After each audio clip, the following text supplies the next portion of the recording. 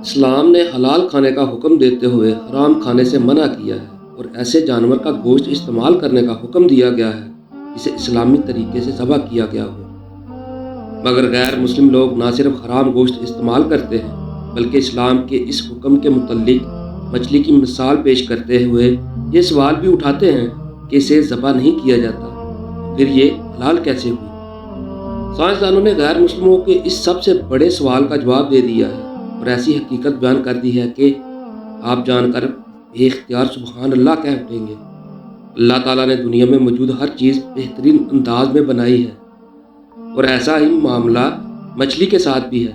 مچھلی جیسے ہی پانی سے باہر آتی ہے اس کے جسم سے تمام خون فوراً اپنا راستہ بدل لیتا ہے اور مچھلی کے منہ میں واقع ایپیگلوٹس میں جمع ہونا شروع ہو جاتا ہے۔ مچھلی کے پانی سے نکلنے کے کچھ ہی دیر بعد اس کے جسم میں موجود خون کا ایک ایک قطرہ ایپیگلوٹس میں جمع ہو کر باقی گوشت کو خون سے پاک کر کے اس کا گوشت خالص اور حلال کر دیتا ہے۔ یہی وجہ ہے کہ مچھلی کو ذبح کرنے کی ضرورت پیش نہیں آتی۔ جس دوران مچھلی کا گوشت بنایا جاتا ہے تو ایپیگلوٹس کو بھی نکال دیا جاتا ہے۔ اسلام میں حلال کرنے کا مقصد جانور کے جسم سے خون کا مکمل اخراج اور گوشت کو خون سے پاک کرنا ہے۔ یہی نہیں، سائنس نے اسلام کے حلال کھانے کے پیچھے چھپی حقیقت سے بھی پردہ اٹھایا ہے جسے جان کر غیر مسلم بھی حیران رہ گئے ہیں، کیونکہ جب بھی کسی جانور کو ذبح کیا جاتا ہے تو اس کے دل اور دماغ کا رابطہ ختم نہیں ہوتا۔ دل جانور کی وین اور شریانوں میں موجود تمام خون کے باہر نکلنے تک دھڑکتا رہتا ہے، لہذا اسی طرح اس کا گوشت پاک اور حلال ہو جاتا ہے۔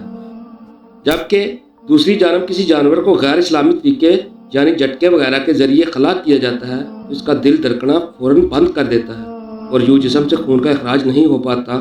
اسی وجہ سے ایسے جانوروں کو کھانے سے منع کیا گیا ہے اور اسے حرام قرار دیا گیا ہے۔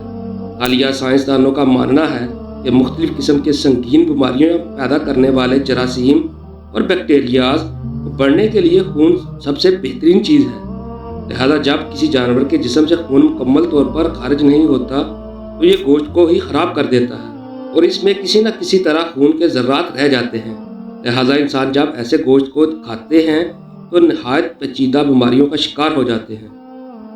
بے شک اللہ تعالیٰ کے احکامات کے پیچھے بے شمار حکمتیں پوشیدہ ہیں اور ہماری موجودہ سائنس وقت کے ساتھ ساتھ اسے سچ بھی ثابت کر رہی ہے۔ بس خدا نے جو تم کو حلال طیب رزق دیا ہے اسے کھاؤ اور اللہ کی نعمتوں کا شکر کرو اگر اس کی عبادت کرتے ہو۔ دوستو، مجھے امید ہے کہ آج کی یہ ویڈیو آپ کو پسند آئی ہوگی۔